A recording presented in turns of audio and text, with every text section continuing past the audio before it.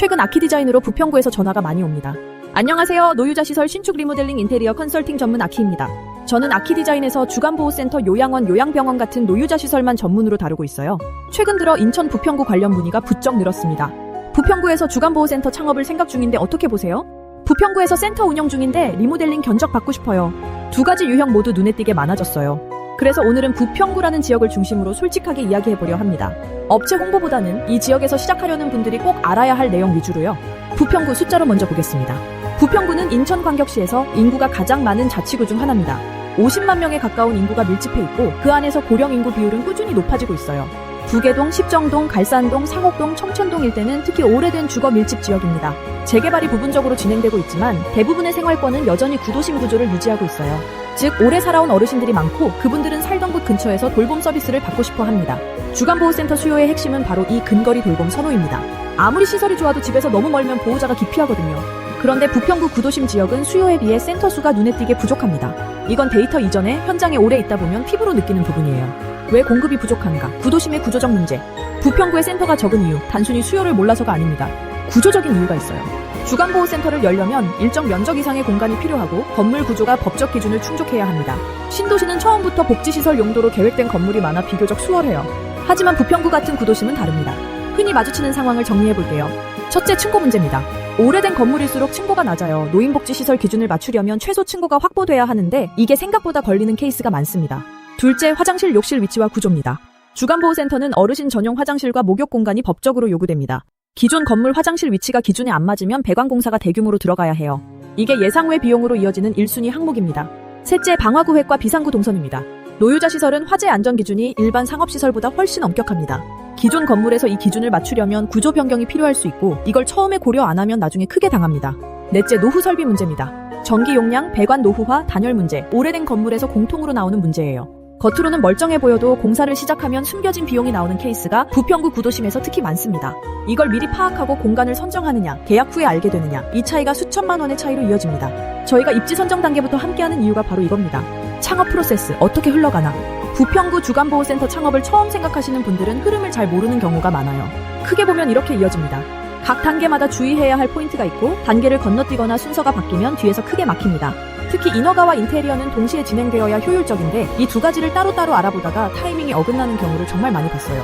시설 신고 요건을 모르는 상태에서 인테리어부터 해버리면 나중에 벽을 뜯어야 하는 상황이 생기기도 합니다. 구체적인 인허가, 절차와 각 단계별 주의사항은 공간마다, 지역마다 달라서 글로 다 담기엔 한계가 있어요. 직접 상황을 보고 말씀드리는 게 훨씬 정확합니다. 물론 이 모든 과정을 아키가 함께합니다. 공간 선정 체크리스트, 이것만 봐도 반은 걸러집니다. 부평구에서 공간을 보러 다니실 때 기본적으로 확인해야 할 항목들이에요. 전부 공개하긴 어렵지만 기본 체크포인트 정도는 알고 다니시는 게 낫습니다. 전용 면적 기준 충족 여부, 1층 또는 직통 계단 엘리베이터 동선 확보 가능 여부, 화장실 위치와 배관 변경 가능성, 외부 출입구 폭과 경사로 설치 가능 여부, 방화문 비상구 방향과 거리, 전기 용량, 건물 용도, 인근 동종시설과의 거리, 이 체크리스트를 들고 공간을 봐도 판단이 어려운 게 정상입니다. 수치로 나오는 것들은 그나마 쉬운데 실제 시공 난이도나 인허가 걸림돌은 현장 경험이 없으면 가늠하기 어거든요. 저희가 같이 현장 가서 보는 이유가 여기 있어요. 리모델링 버틸 것인가, 치고 나갈 것인가. 이미 부평구에서 주간보호센터를 운영 중이신 분들 이야기를 해볼게요. 몇 년 전에 시작하신 센터들 중 상당수가 지금 이런 상황입니다. 개원 당시엔 주변에 경쟁시설이 별로 없었는데 최근 들어 새로 생긴 센터들이 시설을 확 차별화해서 들어오고 있어요. 보호자 입장에서는 당연히 더 깨끗하고 안전해 보이는 쪽으로 마음이 기우는 거죠. 여기서 선택지는 두 가지입니다. 1. 그냥 버틴다. 기존 이용자 관계망을 믿고 유지하는 전략입니다. 단기적으로는 가능하지만 신규 이용자 유입이 점점 어려워집니다. 보호자는 항상 비교합니다. 이 리모델링으로 치고 나간다. 시설을 새 단장해서 신규 경쟁자와 대등하거나 그 이상의 환경을 만드는 전략입니다. 비용이 들지만 제대로 하면 센터의 이미지와 입소문이 바뀝니다. 저는 두 번째를 권합니다. 단, 조건이 있어요. 리모델링을 할 때 운영을 멈추지 않아야 하거나 최소한의 기간만 멈춰야 합니다. 이용자가 한번 다른 곳으로 옮기면 돌아오는 비율이 낮거든요.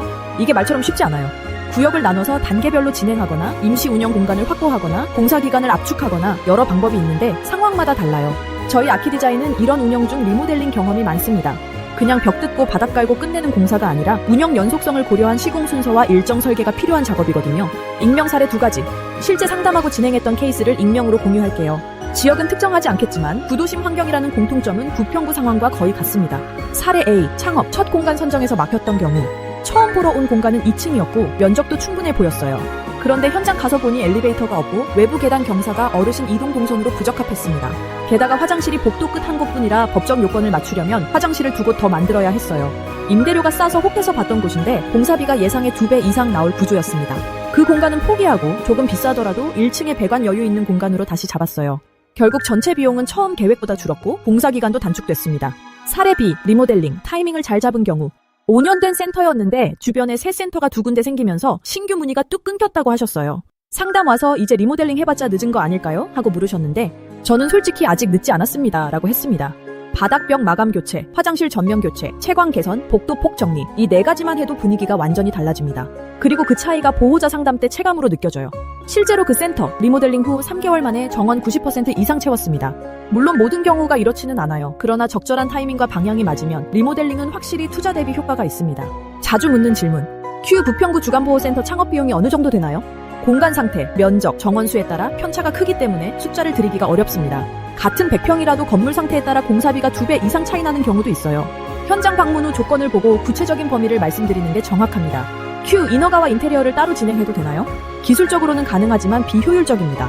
인허가 조건에 따라 설계가 달라지기 때문에 2가지를 연계해서 진행해야 시간과 비용을 줄일 수 있어요. 큐 공사 중에도 운영할 수 있나요? 상황에 따라 가능합니다. 공간 구조와 리모델링 범위를 보고 구역 분리 시공이나 야간 공사 등 방법을 검토합니다. 처음부터 운영 유지를 목표로 계획을 짜야 가능한 방식이에요. 큐, 이미 인테리어 업체에서 견적을 받았는데 비교해볼 수 있나요? 네, 가능합니다. 얼마든지 비교하고 고민해보셔야 합니다. 큐, 부평구 외 지역도 가능한가요? 인천 전 지역, 서울 경기 지역 모두 가능합니다. 저희 아키디자인은 수도권 전역에서 노유자 시설 신축뿐 아니라 인테리어와 리모델링 컨설팅을 진행하고 있어요. 아키디자인이 다른 이유 딱 3가지만 말씀드릴게요. 저희가 잘한다고 하면 다 그렇게 말하죠. 그래서 구체적으로만 말씀드릴게요. 첫째, 노유자 시설만 합니다. 일반 상업공간, 주거공간, 카페, 사무실 이런 거 아키디자인에 각각 다른 전담팀이 합니다. 저희는 안 해요. 주간보호센터, 요양원, 요양병원처럼 노유자 시설만 집중합니다. 그러다 보니 이 분야에서만 쌓인 경험과 노하우가 다른 업체와 출발점 자체가 달라요. 둘째, 전담팀이 처음부터 끝까지 담당합니다. 컨설팅 따로, 설계 따로, 시공 따로 구조가 아닙니다. 한 팀이 입지 검토부터 개원까지 책임지고 붙습니다. 중간에 담당자 바뀌거나 외주 돌리면서 디테일 빠지는 일이 없어요. 셋째, 광고비를 아껴서 견적에 씁니다. 대형 플랫폼 광고, 인테리어 중개 사이트 이런 데 비용 안 씁니다. 그 여분이 견적가에 반영됩니다. 같은 퀄리티라면 저희가 낮고 같은 가격이면 저희가 잘합니다. 마무리의 공간을 보고 숫자를 드립니다. 부평구 주간보호센터 창업이나 리모델링을 생각하고 계신다면 일단 이야기를 나눠보세요. 저희는 전화 한 통으로 막연한 조언 드리는 스타일이 아닙니다.